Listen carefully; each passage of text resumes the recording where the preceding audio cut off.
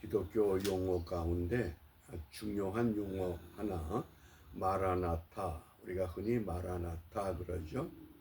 예, 우리 이 말씀을 함께 우리 암송해 보겠습니다.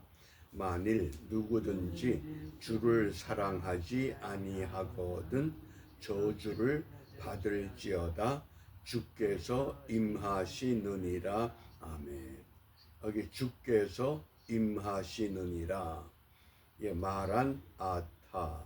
그래서 이 아람어가 이제 성경에 도입이 됐습니다. 그래서 마라나타 우리가 흔히 이렇게 발음하는 겁니다. 주께서 임하시느니라. 마지막 시대를 살아가는 성도들이 어떤 신앙을 회복해야 되느냐, 어떤 신앙으로 무장해야 되느냐. 오늘 읽을 말씀이 마태복음 21장 22장입니다. 특별히 21장에서 예수님께서 무화과 나무를 저주하셨습니다. 그런데 그 무화과 나무가 이튿날 뿌리채 완전히 말라버렸다고 하는 겁니다. 왜 무화과 나무를 저주하셨는가? 그리고 22장에서 혼인잔치의 비유를 말씀하십니다. 오늘 우리가 이 말씀을 읽으면서 묵상의 주제가 중요합니다. 마태복음 21장 22절입니다. 우리 함께 읽어보겠습니다. 너희가 기도할 때에 무엇이든지 믿고 구하는 것은 다 받으리라 하시니라. 기도를 참 많이 하는데 기도한 거 다 받으셨습니까? 못 받았다고 하면 우리가 말씀대로 믿지 못하고 말씀대로 순종하지 못한 증거가 될 수밖에 없습니다. 분명히 성경은 너희가 기도할 때에 무엇이든지 믿고 구하는 것은 다 받으리라. 믿고 구하는 것. 우리가 이 무화과 나무 저주에 대한 이 말씀이 마태복음 21장과 마가복음 11장에도 소개됩니다.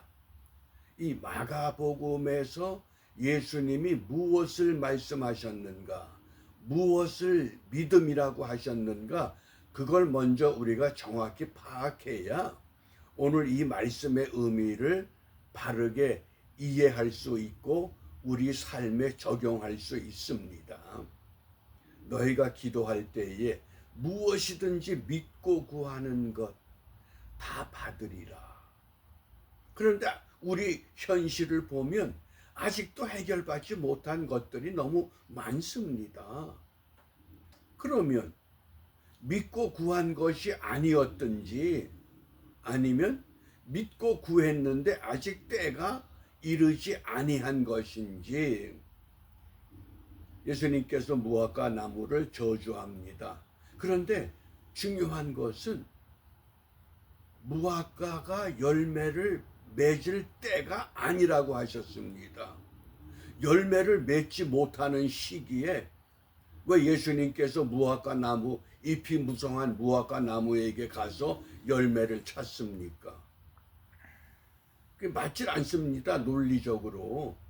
열매를 맺을 때가 아닌데 무화과 나무에게 가서 열매를 찾는데 열매가 없으니까 무화과 나무를 저주합니다. 무슨 이야기입니까? 우리가 한국교회가 1885년 제물포항에 아펜셀라 언더우드 선교사가 들어와서 복음이 전래되고 정말 복이 드문 부흥과 성장, 잎이 무성한 교회가 됐습니다. 그런데 현실의 우리의 상황을 보면 완전히 체제가 바뀌어져 가는 소용돌이 속에 지금 휘말리고 있습니다. 어떻게 보면 무화과 나무가 잎만 무성한 것과 같습니다. 너희 믿음이 어디 있느냐? 주님께서 이렇게 물어보신다 그러면 과연 우리 믿음이 무엇인가? 그러자 베드로가 예수님에게 선생님, 어제 선생님께서 저주하셨던 무화과 나무가 뿌리부터 통째로 말랐습니다. 그때 하신 말씀입니다. 너희가 기도할 때에 무엇이든지 믿고 구하는 것은 다 받으리라. 그런데 단서가 있습니다. 하나님을 믿으라 그랬습니다. 우리 한글 번역보단 영어 번역이 좀 더 이해가 좋습니다. Have faith in God. 하나님 안에 있는 믿음을 가지라는 겁니다. 쉽게 말하면 하나님의 믿음을 회복하라 그 뜻입니다. 내 믿음이 아니라 하나님의 믿음. 하나님의 믿음은 뭡니까? 태초에 하나님이 천지를 창조하시니라. 어떻게? 말씀으로. 빛이 있으라. 해와 달과 별이 있으라. 흙으로 사람을 만드시고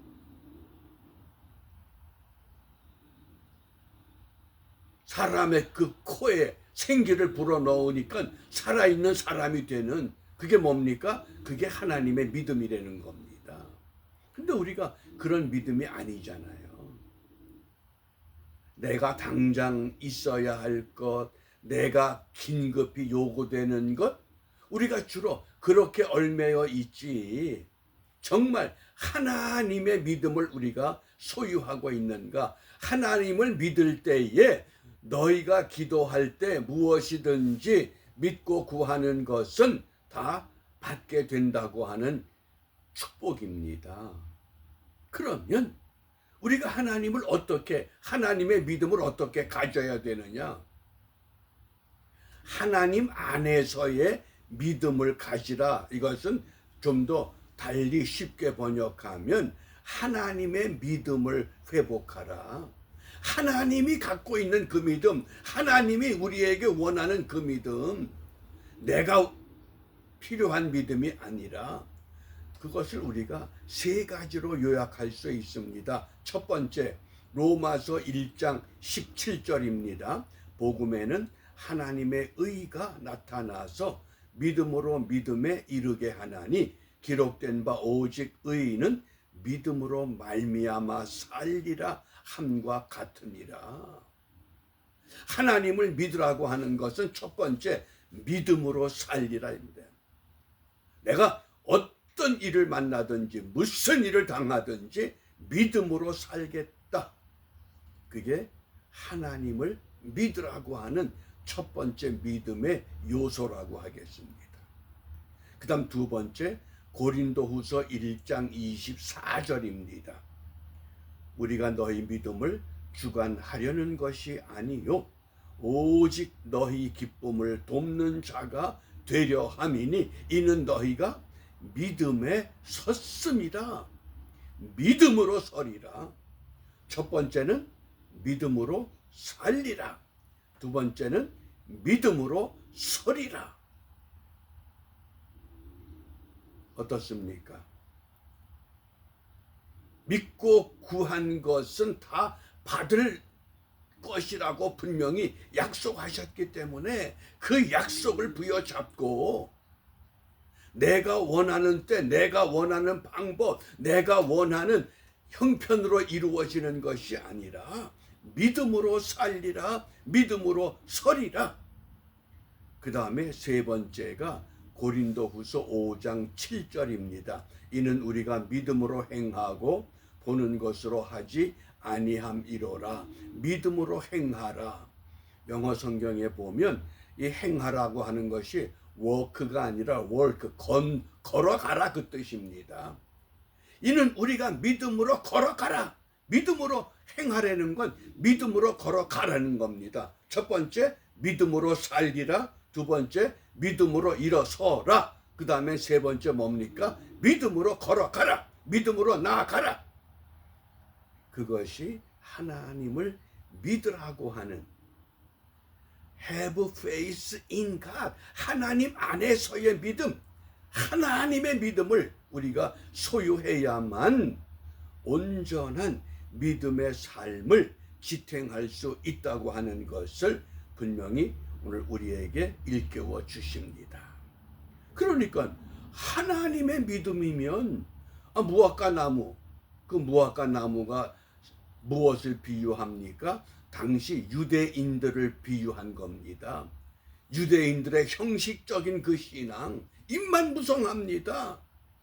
오늘 우리 현실에 그 기독교 선교 짧은 역사 속에 세계가 놀랄만한 교회들을 이루었다고 하는데 사회 현상은 완전히 어긋난 세상으로 가고 있다고 하는 것, 입만 무성한 것밖엔 보이질 않습니다. 그러니까 우리 예수님께서 그 잎이 무성하니까 나무가 잘 컸으니까 무화과 열매 때가 아닌데도 가서 열매를 구합니다. 그런데 무화과 농사를 짓는 농부들의 말에 의하면 무화과 나무가 열매를 맺기 전에 열매가 보인다는 겁니다. 그것을 탁시라고 그럽니다. 히브리 말로. 탁시라고 하는 그 혹 같은 것들이 무화과 나무에게 달려 있으면 이 나무는 열매를 많이 맺지만은 그 탁시라고 하는 그것이 보이지 않으면 이 나무는 열매를 맺지 못한다고 하는 것.